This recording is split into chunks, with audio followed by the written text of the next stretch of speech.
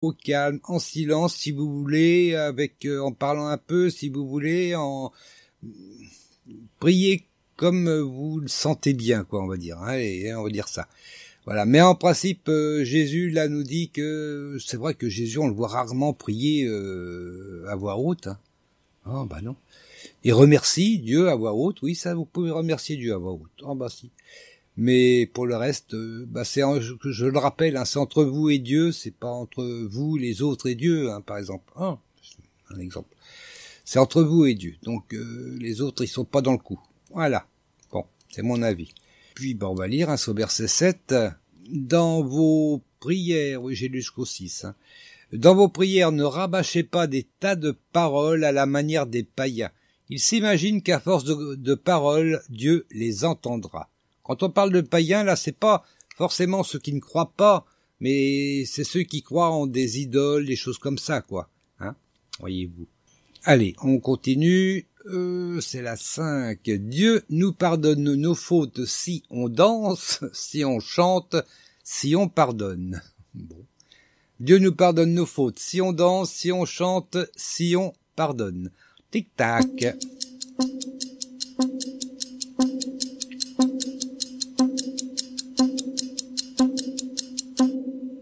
Tu dirais... Si on pardonne. Si on pardonne, bah ouais. Eh ben, on va applaudir. Hein.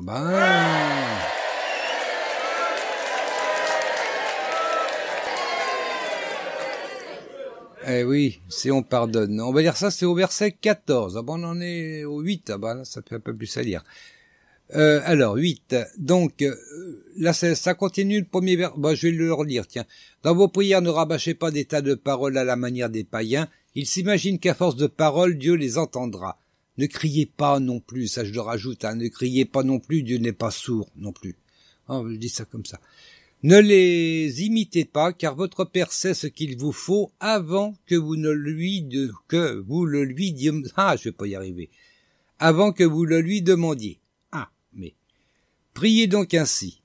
Alors là, on va retrouver la prière du Notre Père, tout simplement.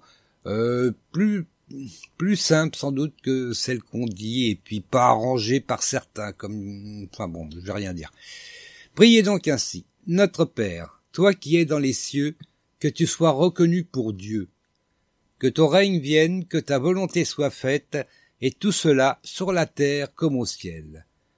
Donne-nous aujourd'hui le pain dont nous avons besoin. Pardonne-nous nos torts envers toi comme nous pardonnons nous-mêmes les torts des autres envers nous. Garde-nous de céder à la tentation, et surtout délivre-nous du diable. Car à toi appartient le règne, et la puissance, et la gloire à jamais. En effet, si vous pardonnez aux autres leurs fautes, votre Père céleste vous pardonnera aussi. Et puis on va passer à la 6e question. Ah ouais, quand même. Lorsque l'on jeûne, doit-on avoir une mine triste? Lorsque l'on jeûne, doit-on avoir une mine triste? Oui ou non? Allez, tic-tac.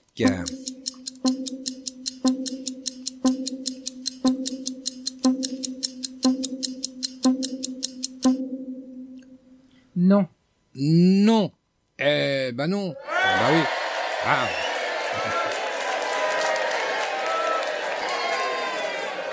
Oh, je jeûne, je ne suis pas bien. Oh, mais c'est... Non, si, ça va. Allez, lorsqu'on jeûne, on doit avoir une mine normale, comme tous les jours. D'ailleurs, c'est ce que nous dit donc Jésus. C'est au verset 16, donc on va dire le 15 et le 16. Je rappelle que tout ce qui est dit dans le chapitre 6, même le chapitre 5, c'est Jésus qui le dit, c'est pas... bon, hein, c'est Jésus. Alors, verset 15. Mais si vous ne pardonnez pas aux hommes, votre Père ne vous pardonnera pas non plus vos fautes. Lorsque vous jeûnez, n'ayez pas comme les hypocrites, à une mine triste pour bien montrer à tout le monde qu'ils jeûnent. Ils prennent des visages défaits. Vraiment, je vous l'assure, leur récompense, ils l'ont d'ores et déjà reçue. Encore cette petite phrase, leur récompense, ils l'ont d'ores et déjà reçue.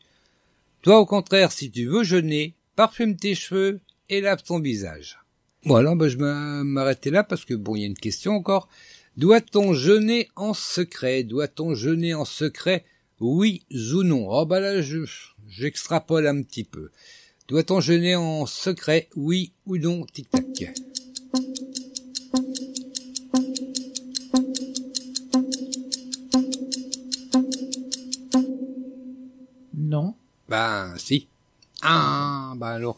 Doit-on jeûner en secret? Oui. C'est ce qui nous est dit au verset 18, donc on va lire le 17 et le 18. Le 17 j'avais déjà lu, mais bon, c'est pas grave. Toi au contraire, si tu veux jeûner, parfume tes cheveux et lave ton visage, pour que personne ne se rende compte que tu es en train de jeûner. Que ce soit un secret entre toi et ton Père, qui est là dans le lieu secret. Alors ton Père qui voit ce qui se fait en secret, te le rendra. Donc vous jeûnez en secret, vous dites rien à personne, et puis c'est tout. Jeûner, c'est quelque chose que l'on fait pour soi, on le fait pas pour les autres, encore une fois. Moi, bon, on le fait pour soi, donc c'est entre nous et Dieu, pas entre nous, les autres et Dieu. C'est une phrase qu'on devrait marquer quelque part, ça. Oui. Bon, je dis ça comme ça. Bon. Voilà, on a été au verset 18. La deuxième partie partira donc du verset 19. On verra ça après. Tout de suite, on va faire la première pause musicale avec donc le groupe Je veux vous dire. Et le premier chant, c'est J'étais comme les autres. Oh oui, c'est bien vrai. J'étais comme les autres, le groupe Je veux vous dire. Nous tous également, nous étions de leur nombre. Et nous vivions autrefois selon les convoitises de notre chair, accomplissant les volontés de la chair et de notre pensée, et nous étions par nature des enfants de colère comme les autres. Mais Dieu qui est riche en miséricorde, à cause du grand amour dont il nous a aimés, nous qui étions morts par nos offenses, nous a rendus à la vie avec Christ. C'est par grâce que vous êtes sauvés.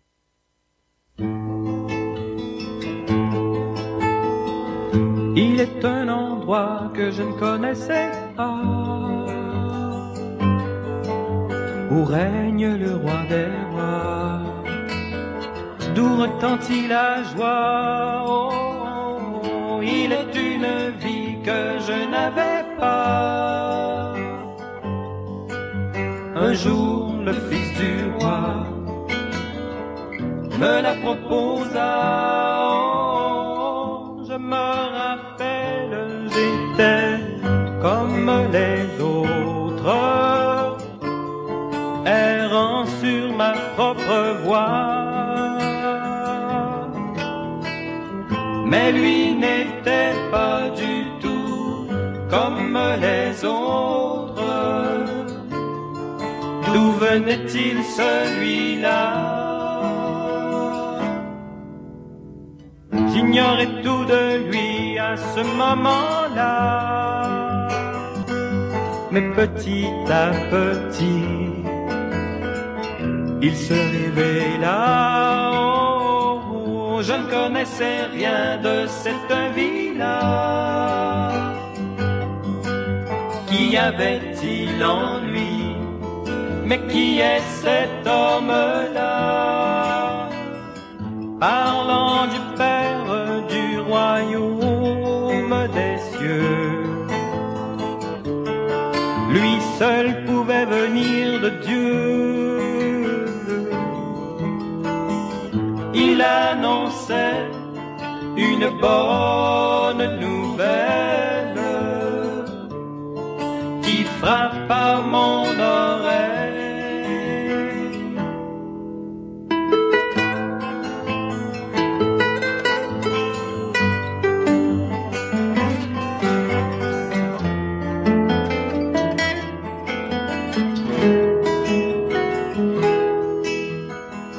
Nous sommes pécheurs voués à l'enfer,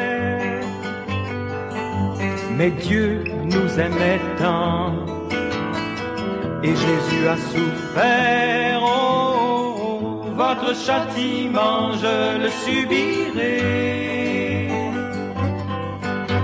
Celui qui croit en moi, lui seul sera sauvé.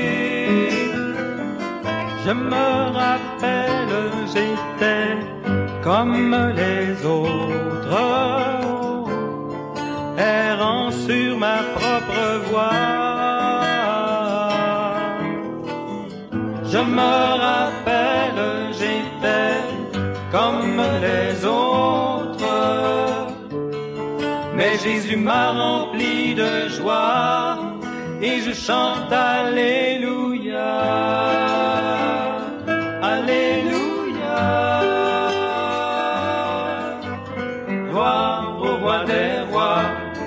Jésus m'a rempli de joie.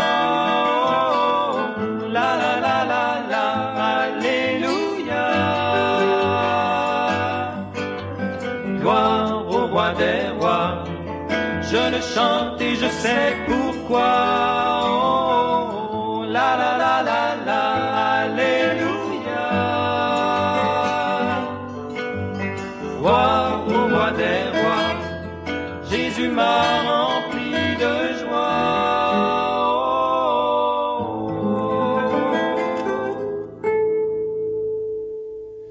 Voilà, c'était le groupe Je veux vous dire. Et ben voilà, il nous l'a dit. Nous aurons normalement trois chants aujourd'hui parce que bon, ça va être un petit peu plus court. Hein. Il est tôt, donc à mon avis, on aura fini un peu plus rapidement que d'habitude. Donc on aura le 3e chant. Alors j'ai prévu donc à chaque jour, vous verrez que c'est bien d'actualité et quel bonheur. Voilà. Je rappelle que vous pouvez retrouver ces 3 CD, enfin à l'époque c'était pas des CD, c'était des cassettes, mais bon, ça a été amélioré, le son a été amélioré par Godieu.com, donc profitez-en. Vous pouvez les écouter, vous pouvez aussi les télécharger avec un clic droit. Voilà. Voilà, c'est tout ce que j'avais à dire pour l'instant. On va peut-être revoir la question de peu trop de l'éternel, hein, Martinette. Oui, j'ai pas marqué la question. Parce que j'étais occupé de l'autre côté. Oui. Alors donc, je la rappelle la question. Dans le plan originel de Dieu, pour qui est-ce qu'il avait créé, je la refasse en français, hein. Dans le plan originel de Dieu, pour qui a-t-il créé l'enfer? Voilà. Pour qui a-t-il créé l'enfer? Alors, est-ce qu'il a créé l'enfer pour le diable, simplement, le diable et ses anges, les pécheurs, ou pour personne? Voilà, on va voir donc les tweetos, ce qu'ils ont répondu. Alors, 44% ont répondu le diable et ses anges, 24% pour personne, bon, comme ça, 19% le diable et 13% les pécheurs. Je sais pas, ça te donne une idée, Martinette? Une petite idée, mais... Petite, hein. Je vais confirmer. Voilà. On va voir ça donc après la série de questions. Avant, on va quand même écouter la deuxième partie de Matthieu. Matthieu chapitre 6, deuxième partie.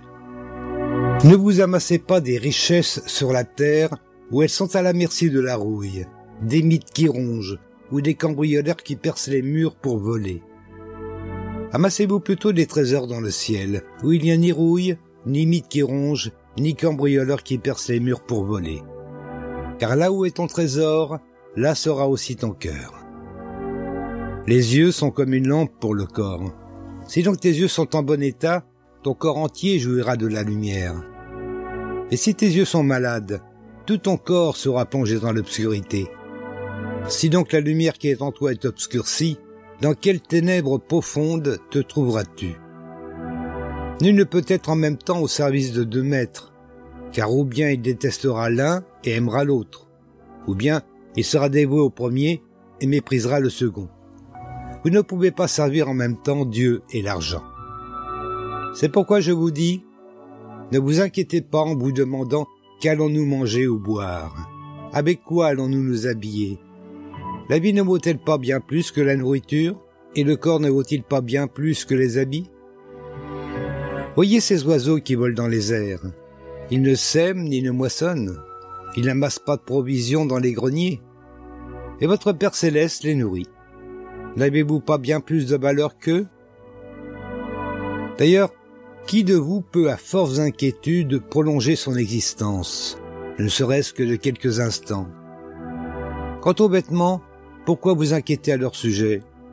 Observez les lys sauvages. Ils poussent sans se fatiguer à tisser des vêtements. Pourtant, je vous l'assure, le roi Salomon lui-même, dans toute sa gloire, n'a jamais été aussi bien vêtu que l'un d'eux. Si Dieu habille avec tant d'élégance la petite plante des champs qui est là aujourd'hui et qui demain sera jetée au feu, à plus forte raison, ne vous vêtera-t-il pas vous-même? Ah, votre foi est encore bien petite.